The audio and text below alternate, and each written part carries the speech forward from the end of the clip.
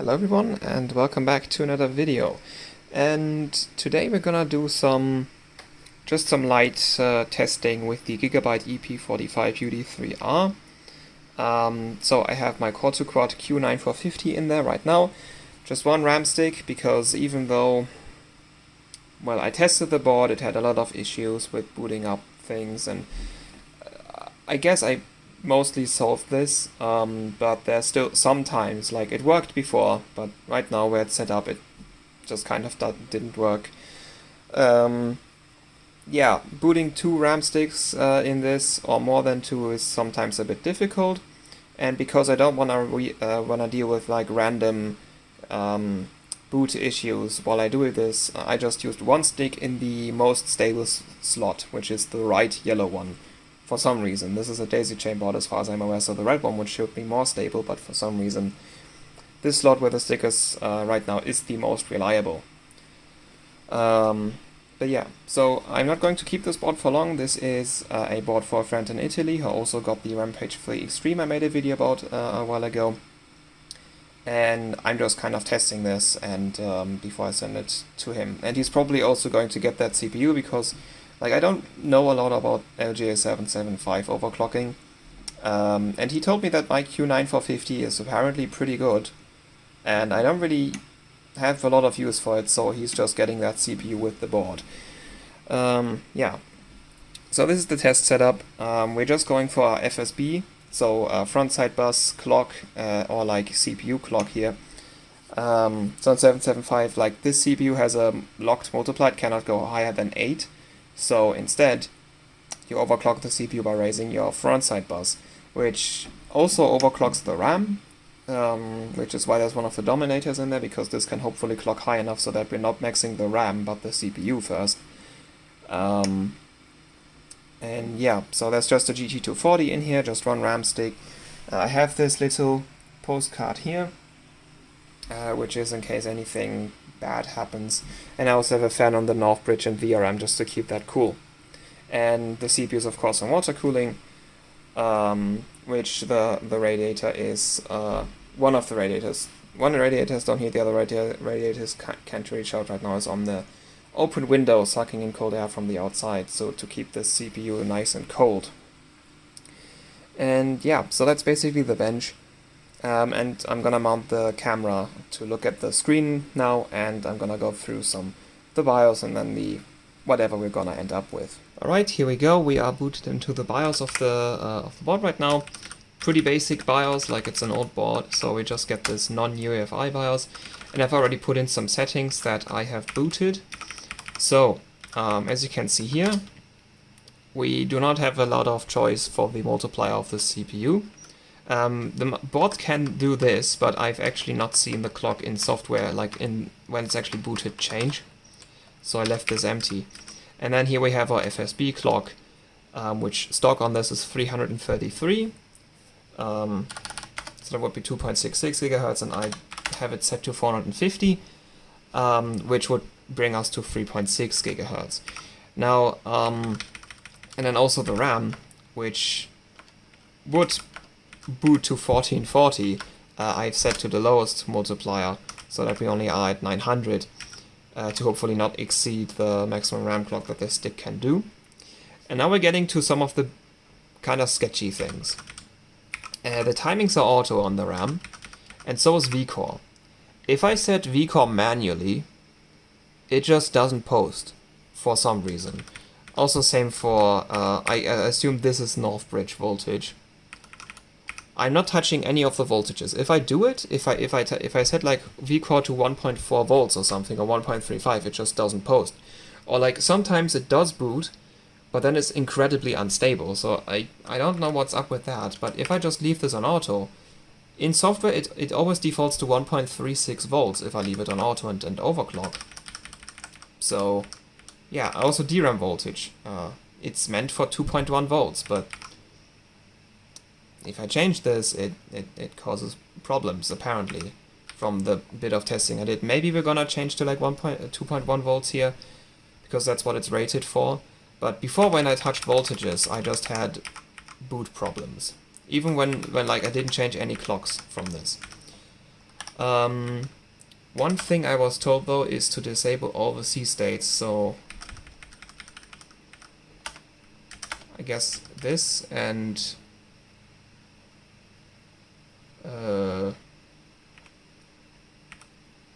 is it just this? I don't know if I have to disable this one too.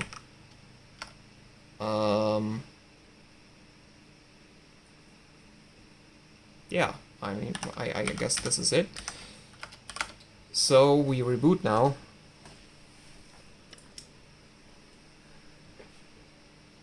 And you heard the beep. One beep is good. Many small beeps is bad, because that means our board has randomly decided to not work with the RAM stick anymore. And now we're gonna see another very annoying thing. My keyboard, oh no, actually not. When you crash, this is Windows 7, you go into like start Windows normally mode, my keyboard just doesn't work there for some reason. It works in normal system, it just doesn't work in the boot manager. So, because I couldn't, well, can I? You can't really see the entire screen, but most of it, I guess. So yeah, we're gonna open up CPU-Z, set FSB. Set FSB does not have the exact clock gen I have, but this one seems to be working, so it reads correctly, and I think it's this exact model, just only that there's an F behind the L. So yeah, so we can see we are at 3.6 gigahertz. And yeah, so I could run SuperPi now or like do CPU validations, but really I just want to see how high this goes. Because for SuperPi, like there's a lot of software optimizations that you can do here. Like I'm not gonna get anything good out of here. Like if I was serious about SuperPi, I would have to do it on Windows XP. I don't have any ISO for Windows XP, so I can't really install it. And all that stuff. So yeah, but we are at 450 FSB. So 3.6 gigahertz. I had it running SuperPi at 4 gigahertz, but it crashed. So yeah, and then memory is, you have to double that for the actual clock, so we're at 900, and auto timings, which is not the, like this can go higher, this can, no, can it? Yeah, I think this can go to CO7, this is to like 15. When I just max the timings, it's also less stable for some reason. So yeah, let's try 455, 3.64 gigahertz. 460. Now we got 3.685. So just gonna go slowly, like you won't see it really, but like sometimes just when the LEDs on the keyboard turn off and just locks up sometimes. I've just had a lot of problems raising FSB on this, but like it was running SuperPi at 500 FSB before, which is 4 gigahertz on this, and now I see the clock has, I don't know, it's at 6 multiplier, so some sort of energy saving is still active. Does this work? 3.8? I don't know how I can make it go to max multiplier. You can see FSB here. Like there's no like render test or anything for this. 3.85. Let's try 490. I think I had this CPU at 4.5 gigahertz briefly, which apparently is why it's so good, according to my friend, but like I don't know a lot about this. I don't know how stable it was at 4.5, I don't know if it even made it to 4.5. So wait, now at 500 FSB, which apparently is pretty impressive already, which basically you need this motherboard for, I've been told. Because many motherboards apparently don't do 500 FSB, which, yeah, I don't know. That's like why I kind of, I'm not sure if I actually had it at 4.5 gigahertz, because that was on the other board, the Asus P5QD Turbo, which is an awful board. And yeah, so I think that board can like do some weird multiplier things, where it can go to like over 8 multiplier, I think. I don't know. But okay, let's try 505. Oh, and that goes. It crashed. So, yeah. It no longer reacts to anything. No longer even reacts to the reset button. Oh no, now it does. Yeah, so just over 500 FSB seems to be the limit here. Let's... Okay. What I want to try now is maybe touch the voltages again, because like it should work. It should work. Oh, maybe can we...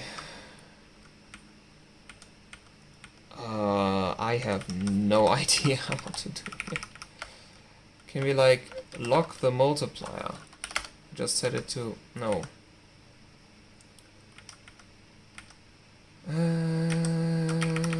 Can we try boot 500?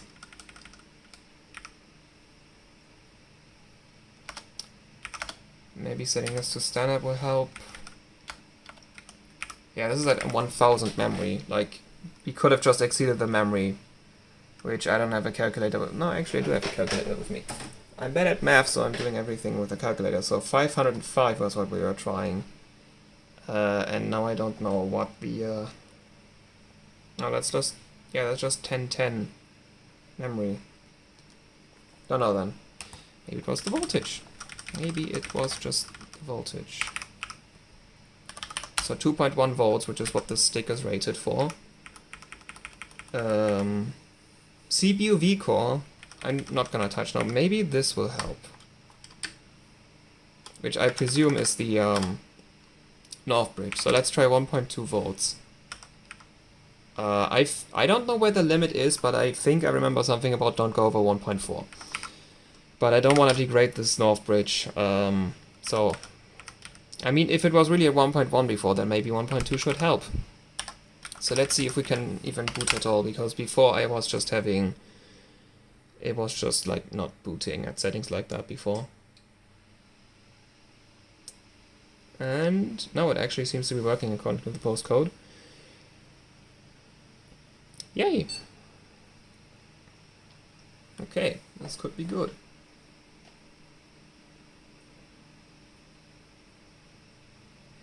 But we're probably gonna get the start Windows normally thing now, and we're gonna have to wait 30 seconds because my keyboard doesn't work.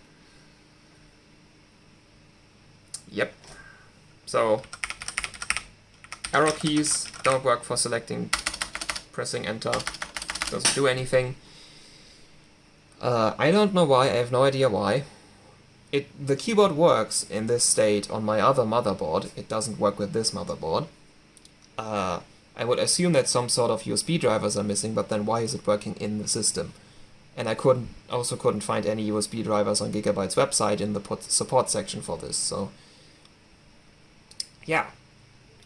Just another LJ775 annoyance, I guess.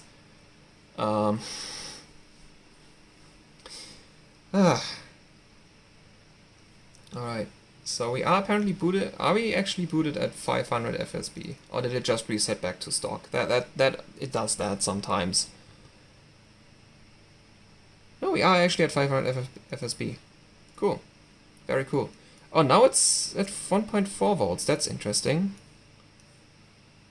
Maybe it sets the voltage automatically depending on what FSB you boot. That would explain why booting normal FSB and then going up in software was so unstable. Okay, let's try 505 again. Hey, it worked. Okay. 510. No, there it goes again. So... Okay, we have much higher V-core now, which basically tells us, no, this shouldn't be a V-core limitation. This is probably a RAM thing. We're still under the stick's rated speed. So I don't think it's a RAM thing. So... North bridge voltage? I just spam the reset button again, maybe it turns off again. There we go. Okay, I'm gonna try 1.3 volts North Bridge. I'm not gonna go higher than that because I'm not sure if that's even healthy for the North Bridge long term, or if that even is the North Bridge, the MCH core. I would assume it's the North Bridge, but I am not entirely sure. So, MCH core. Okay, we're gonna try 1.3. If this doesn't help, then I guess this is a very short video, because there's not... Well, we could try some Super Pi. Or like... Well, Cinebench is not gonna run on this. Could try some Super Pi. It's very like a one single core benchmark.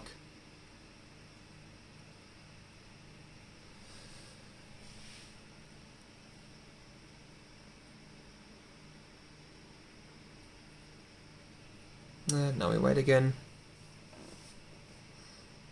I guess just using a PS2 keyboard would help here, but I have one somewhere, but I don't remember where, and when I looked for it I couldn't find it. Actually, I think I have an idea where it is, and it's just a place I can't really get to easily. Yeah, I'm pretty sure it's in there. Well, anyway. If I find it and it works better, then maybe I'm gonna give this another try.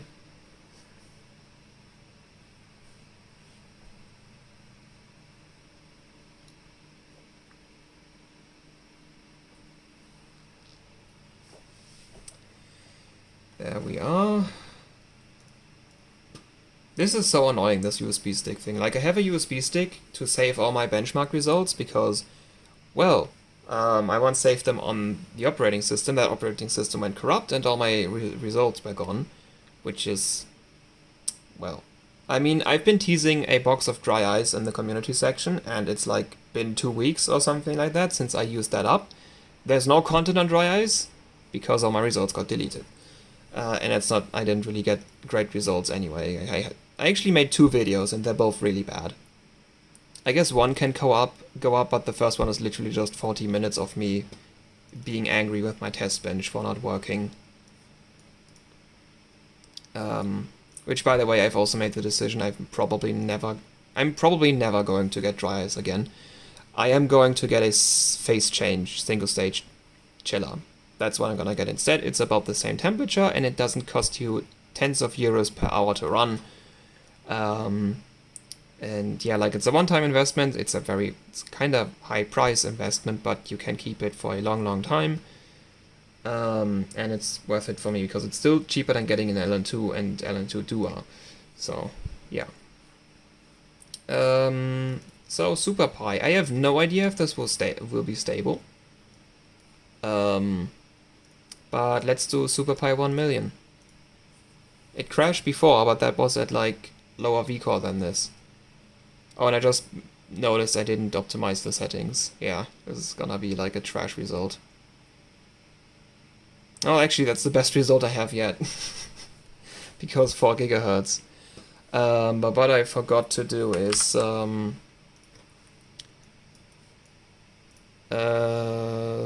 Super Pi set priority real time. Okay, it could only set to high, and then also affinity on core 1.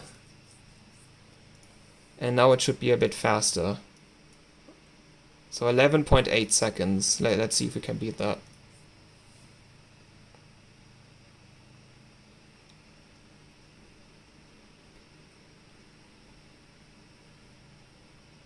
Yeah, it looks to be about the same. Yeah, it's exactly the same. Okay. I just need Windows XP, I guess. But yeah, so that's Super Pi at 4 GHz. I'm not gonna try Cinebench on this. Can I try W prime? Nope.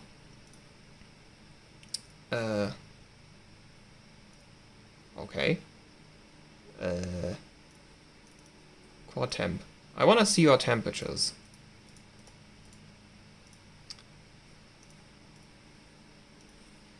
I really wanna see the temperatures while running Super Pi. 50, 51. Okay.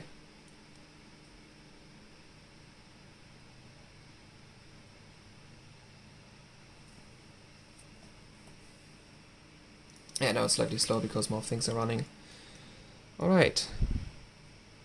51, that's...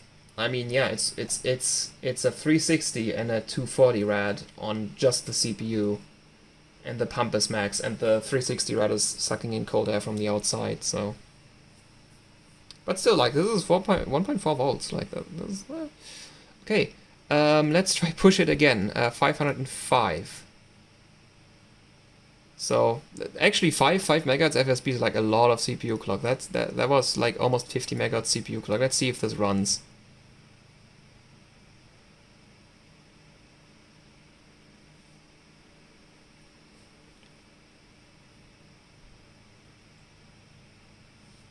Still the same time, because we suck.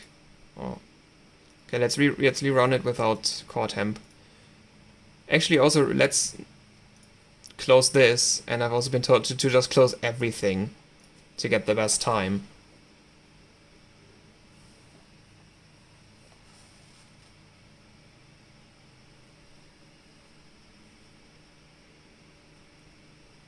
Okay, 100 milliseconds. Okay. Where's set FSB? There's set FSB.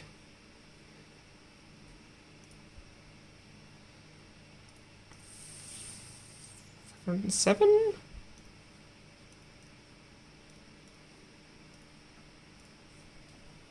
We're gonna crash this eventually.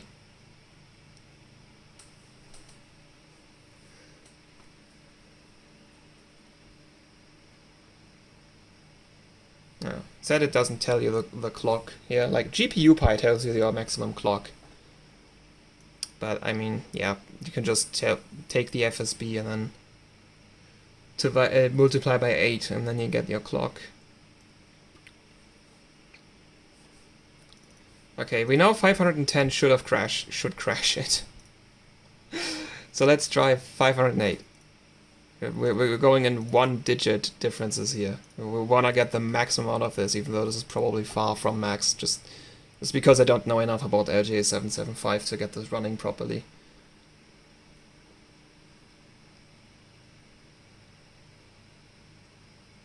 .6, okay.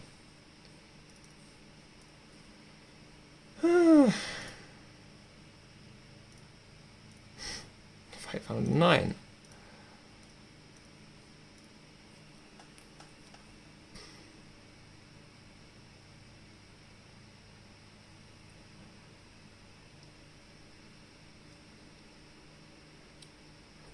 Okay, I did a little bit. Okay, 509.9. This is probably very boring to watch because it's like, oh, it's a little bit higher and it's a little bit faster. But at least it is faster now. Before, when I did some Super Pi testing before, and at stock it was at 18.7 seconds, and then at like 3.5 gigahertz it was at 19 seconds for some reason. Okay, we get almost a flat 600 milliseconds now. Okay, come. Make it to 10, make it to 510, please make it to 510. Seems to still be stable. Maybe that was just or maybe it actually is the 1.3 volts. Yeah, maybe this just is the North Bridge voltage. Because like we gave it so much more V-core. 11.7. Okay, 11.575. Okay. Let's see if the North Bridge voltage actually did something, or if it's just like unusually stable now. Let's try to push the clock a bit higher. Let's see if I can get that 4.5 gigahertz again. Okay, we're gonna be careful. We're gonna go in 5 megahertz steps. Okay, 4.1. Yeah, it seems to be North Bridge voltage. 520. Nope, there it goes again. Alright, it's okay. North Bridge voltage seems to help a little bit. Okay, let's reboot and try 515. Also I don't get why I have to like smash the reset button like that to get it to shut down.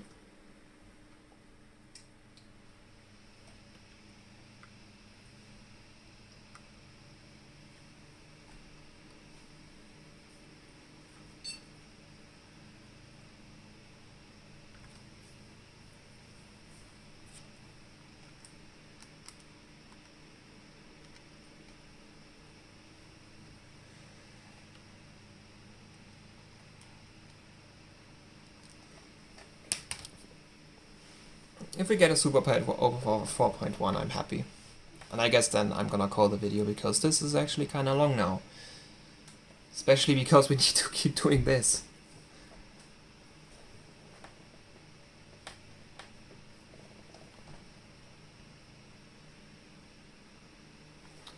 Actually, what is the RAM at? At 520 times 1040, yeah.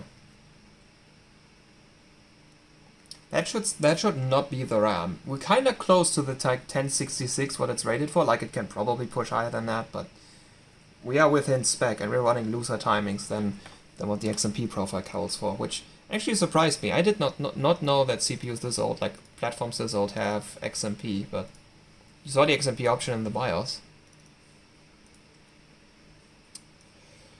I guess the one thing we're taking away from this is that SuperPi is a lot less heavy than I thought. Like, I knew it's not that heavy, but like, if it runs SuperPi at like 10 FSB lower, then what just crashes the system outright. Okay, let's try. We had it at 510, right? We had SuperPi at this clock, like 4088. Oh no, it went.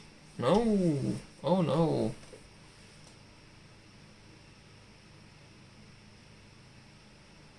Alright, I guess we're not getting a 4.1 GHz SuperPi pass then. Why did it install good game? Oh my god, I guess I left something checked that I didn't want to leave checked. Wow. Yeah, this crashed, so yeah, I guess this would be it then. Postcode still shows FF, funnily enough. Yeah, so that's the Gigabyte EP45-UD3R. And I guess that's it for the small, like, testing overclocking video on this. Like, I don't know if it's an FSB wall I'm running into, or if it's just the CPU not being that good as I remember. But yeah, so this is LGA 775 overclocking. It is very, very annoying from what I can tell. Like, I don't do a lot of RAM and CPU overclocking in the first place, but just like the amount of stuff you have to do for this it seems very annoying to me. I don't think I will get into this a lot. Actually, I've been thinking about just selling my LGA 775, so especially now where I'm giving that CPU away, I only have one other CPU that I can use. Maybe later, maybe sometime later. But yeah, I mean, my friend really likes this, and that's, if I'm not into this, then there's more boards and CPUs and RAM sticks for him. So, yeah. Yeah, so thank you all for watching. Hope you enjoyed, and until next time, goodbye.